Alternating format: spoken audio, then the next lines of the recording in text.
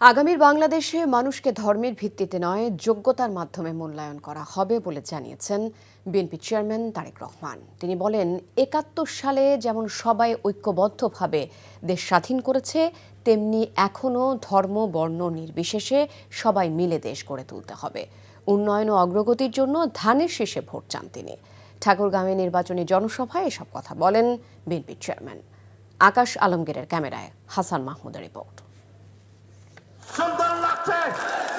টাঙ্গন নদী তীরবর্তী দেশের সবচেয়ে উত্তরের জনপদ ঠাকুরগাঁও জেলার জিলা স্কুল মাঠের ধানের শীষের জনতরঙ্গ ছড়িয়ে পড়ে চারপাশে।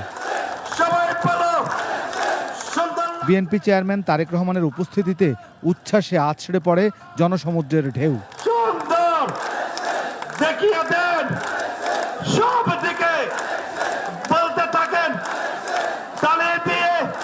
এক সময়ের রুটির ছুরি খ্যাত এ অঞ্চলে শস্য সংরক্ষণে হিমাগার নির্মাণ, মেডিকেল কলেজ স্থাপন, বিমানবন্দর চালুসহ বেশ কিছু প্রতিশ্রুতি দেন তারেক রহমান। আমরা এই এলাকাকে কৃষি নির্ভর শিল্প আমরা এখানে বিকশিত করব। যে কৃষির সাথে সম্পর্কিত যত শিল্প আছে সেই সকল শিল্প কলকারখানা আমরা এই সমগ্র এলাকার মধ্যে গড়ে তুলতে চাই, যাতে করে এই এলাকার মানুষের কর্মসংস্থান হয়। ঠাকুরগাঁ সহ পঞ্চগড় সহ দিনাজপুর এলাকায় আমরা বিভিন্ন জায়গায় যেখানে যেখানে প্রয়োজন আমরা কৃষকদের উপযোগী করে হিমাগার তৈরি করতে চাই।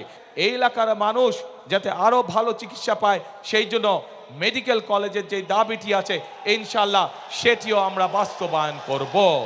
একইভাবে যারা আইটিতে কাজ করে তাদের জন্য আইটি পার্ক বা আইটি হাব আমরা গড়ে তুলতে চাই, যাতে এলাকার ছেলেরা এলাকা থেকেই তারা তাদের কর্মসংস্থানের ব্যবস্থা করতে পারে। ধানের শীষকে বিজয়ী করার আহ্বান জানিয়ে বিএনপি চেয়ারম্যান বলেন, বিগত ফ্যাসিবাদ নিজেদের স্বার্থে কাজ করেছে, মানুষের জন্য নয়।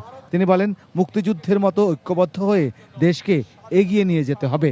এলাকার জন্য কি করব, এলাকার মানুষের জন্য আমরা কি করব, সেই জন্যই আজকে আপনাদের সামনে আমরা আমাদের দলের যে পরিকল্পনা সেই পরিকল্পনাগুলো আমরা আপনাদের সামনে তুলে ধরেছি এবং এই পরিকল্পনা তুলে ধরার মাধ্যমেই যেই কাজগুলো করব সেই কাজগুলো করার মাধ্যমে আজ আমি ঠাকুরগাঁ, দিনাজপুর, নীলফামারী সমগ্র এলাকার এই বৃহত্তর এলাকার মানুষের কাছে, ভাই বোনদের কাছে, মা বোনদের কাছে আজকে আমি এসেছি ধানের শীষের পক্ষে ভোট চাইতে।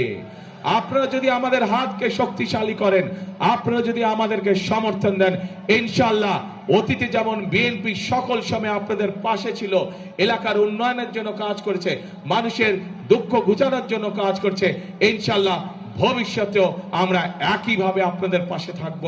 এ সময় দলের মহাসচিব সহ এ অঞ্চলের প্রার্থীদের পরিচয় করিয়ে দেন তারেক রহমান। ভোট চাইয়ে যাচ্ছি আপনাদের কাছে, আমি কি আপনাদের সমর্থন পেতে পারি প্রিয় ভাই বোনেরা?